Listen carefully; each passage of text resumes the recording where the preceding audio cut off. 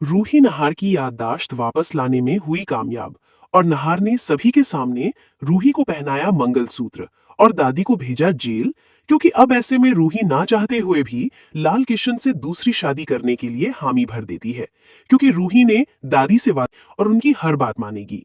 और इसीलिए दादी नहार और रूही को एक दूसरे से हमेशा हमेशा के लिए अलग करने के लिए एक बहुत बड़ी चाल चल देती है, और रूही दादी की इस चाल में फंस जाती है। दादी का मकसद साफ था, किसी भी तरह नहार और रूही के रिश्ते को तोड़कर रूही की जिंदगी से नहार का नाम मिटा देना।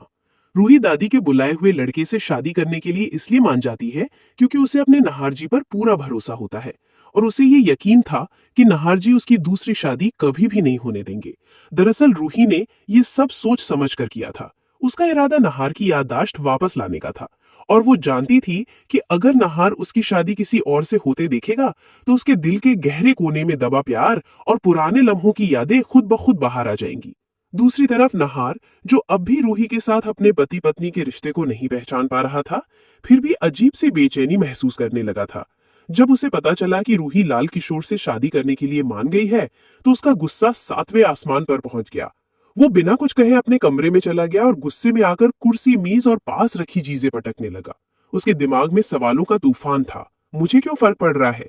कल्पना यानी कि रूही अगर शादी के लिए तैयार है तो मुझे इतनी तकलीफ क्यों हो रही है? क्यों उसके चेहरे को देखते ही मुझे लगता है कि जैसे उसका मुझसे कोई गहरा नाता है? इधर शादी का दिन नजदीक आ रहा था और पूरे घर में सजावट और रस्मों का माहौल था, लेकिन रूही के मन में सिर्फ एक ही विश्वास था, खाटू श्याम बाबा, मुझे पूरा भरोसा है कि नहार जी खुद मुझे ये मंगलसूत्र पहनाएंगे और मेरी दूसरी शादी नहीं होने देंगे। वो अपने गले से पुराना मंगलसूत्र उतारकर मंदिर में रखती है और आंखें बंद कर भगवान से प्रार्थना करती है कि सच का पल जल्दी आए। अगले दिन सुबह होते ही घर में शादी की तैयारियां अपने चरम पर थीं। मेहमानों की चहल पहल, ढोल नगाड़ों की आवाज और फूलों की खुशबू से पूरा माहौल सज गया था। लाल किशोर अपने दोस्तों और रिश्तेदारों के साथ हंसते हुए मंडप में पहुंचा और रूही भी शादी का लाल जोड़ा पहन कर आई। उसकी आंखों में एक अजीब सी शांति थी, क्योंकि उसे अपने नहार जी पर पूरा भरोसा था। नहार दूर खड़ा ये सब देख रहा था, लेकिन जैसे ही उसकी नजर रूही पर पड़ी, उसके दिल की धड़कनें तेज हो गई।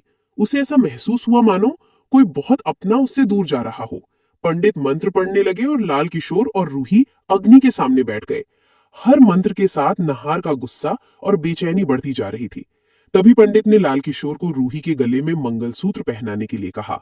जैसे ही लाल किशोर ने हाथ में मंगलसूत्र लिया और धीरे धीरे रूही की ओर बढ़ा, नहार के सामने अतीत की धुंध साफ होने लगी।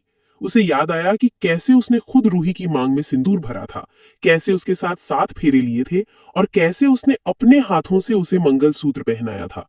उसके कानों में रूही की हंसी और पुराने वचनों की गूंज सुनाई देने लगी। एक पल में नहार की आंखों से पर्दा हट गया। रूही, मेरी पत्नी, वो जोर से चिल्लाया और मंडप की ओर दौड़ पड़ा। सब लोग हैरान रह गए। नहार ने बिना किसी हिचकिचाहट के लाल किशोर के हाथ से मंगलसूत्र छीना और पूरे गर्व और प्यार के साथ रूही के गले में डाल दिया। फिर उसने सिंदूर उठाकर उसकी मांग में भर दिया। पूरा माहौल सन्नाटे में बदल गया।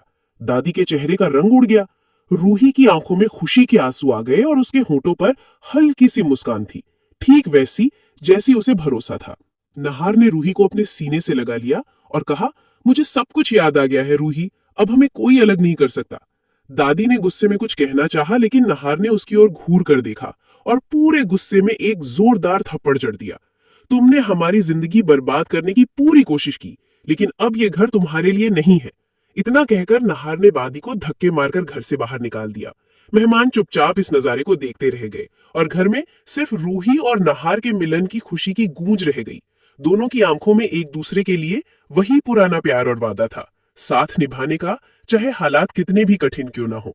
और दोस्तों, अगर आप चाहते हैं कि जल्द से जल्द नहार और रूही को उनका बेटा रूहान वापस मिल जाए, तो इस वीडियो को लाइक करें, चैनल को सब्सक्राइब करें और कमेंट में लिखें, आई लव नहार।